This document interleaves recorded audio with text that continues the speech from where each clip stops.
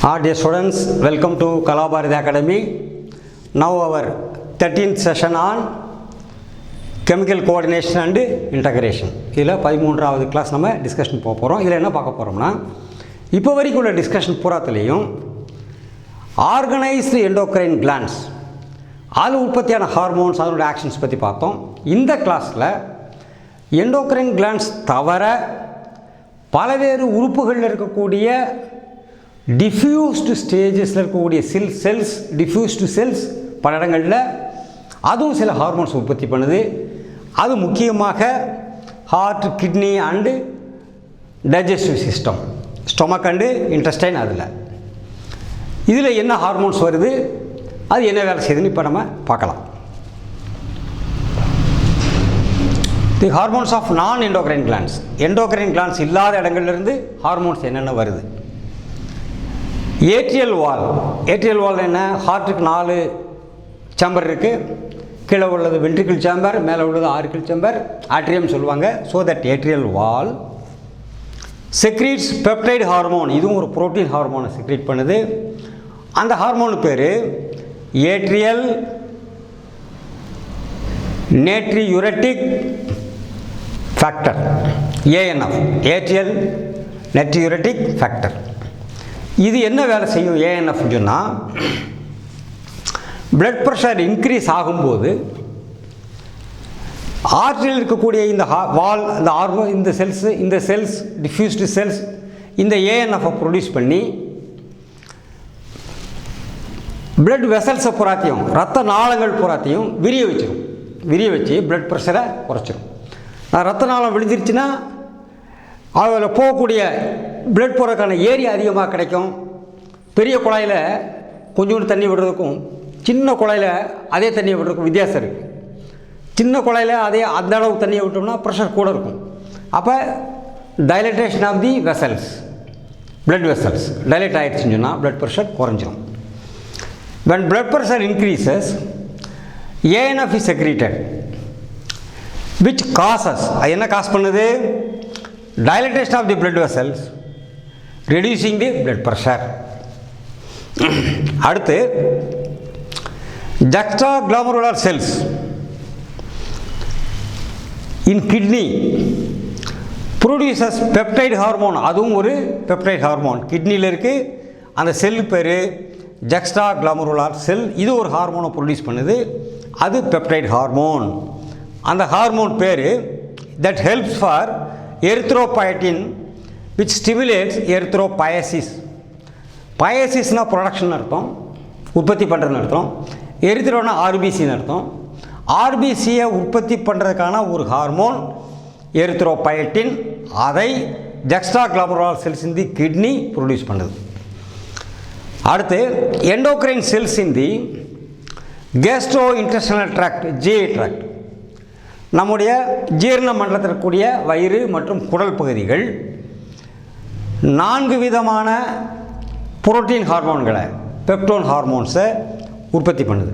அது பேர் என்ன, ஒன்று கேஸ்டின், ஸ்டமக்கில் உற்பத்தி ஆகுது, செக்ரிட்டின், அடுத்து சிசிகே கோலிசிஸ்டோகைனின், அடுத்து கேஸ்ட்ரிக் இன்ஹிபிட்டரி பெப்டைட், ஒன்று inhibitory peptide, கோலிசிஸ்டோகைனின், செக்ரிட்டின் and gastrin. 4 protein ஹார்மோன்ஸை உற்பத்தி பண்ணுது. இந்த 4ல் ஒவ்வொன்று என்ன வேலை செய்யுதுன்னு சொல்லி பார்த்துடலாம். அதுக்கு முன்னாடி ஜக்ஸ்டா செல்ஸ் ஃபார் எரித்ரோபயசிஸ், ஆர்பிசி உற்பத்தி பண்ணுறதுக்கான எரித்ரோபயட்டின் அப்படிங்கிற ஹார்மோனை உற்பத்தி பண்ணக்கூடிய அந்த செல்ஸ் எங்கே இருக்குதுன்னு பார்த்தீங்கன்னு சொன்னால், கிட்னியில். இது கிட்னியோடைய இன்னர் ஸ்ட்ரக்சர். இதுக்கு உள்ள இரத்த குழாய் ஒன்று உள்ளே போகுது, அதிலிருந்து இரத்த குழாய் வெளியே வருது. இந்த 2 வேலை நடக்குது. ஒன்று பிளட் சப்ளை உள்ளே போகணும், அதிலிருந்து யூரின் அது பிரிக்கும், கிட்னி பிரிக்கும். உள்ளே போகிற இடத்துல இந்த மாதிரியான செல்ஸ் தனியாக அந்த குழாய்க்கும் கிட்னி ஜாயின் பண்ணுற இடத்துல தனியாக ஒரு லேயர் இருக்குது. இந்த லேயர் பேர் தான் ஜக்ஸ்டாக்ளாமருலார் செல்ஸ். கிளாமருலஸ் ஆக்சுவலாக உள்ளே இருக்குது, ஜக்ஸ்டானா அதுக்கு அட்ஜசண்ட்டாக வெளியில் இருக்கக்கூடிய செல்ஸ், ப்ரையாரிட்டி செல்ஸ். இந்த செல்ஸ் தான் அந்த எரித்ரோபாய்ட்டினை ப்ரொடியூஸ் பண்ணுது. அது ஆர்பிசி ப்ரொடக்ஷனுக்கு பேசிக்காக இருக்குது. அடுத்து பார்த்தீங்கன்னா GIT hormones, gastro intestinal tract hormones. இதில் கேஸ்ட்ரின் அது என்ன செய்யுதுன்னா, கேஸ்ட்ரிக் கிளான்ஸ், ஸ்டமக்கில் இருக்கக்கூடிய உள்பகுதியில் இருக்கக்கூடிய glands stimulates secretion of hydrochloric acid and pepsinogen. அப்போ நம்ம வயிற்றில் ஹெச்சிஎல் உற்பத்தி ஆகுது, பெப்சினோஜன் உற்பத்தி ஆகுது. இந்த ரெண்டும் ஜீரணத்துக்கு அடிப்படையாக இருக்குது. செக்ரிட்டின் acts on exocrine pancreas, stimulates secretion of water and bicarbonate ions. pancreasல நம்ம பார்த்தோம் islets of Langerhans இருக்குது. அது எண்டோக்ரைன், இன்சுலின் அண்டு கிளைகோகான் உற்பத்தி பண்ணுது.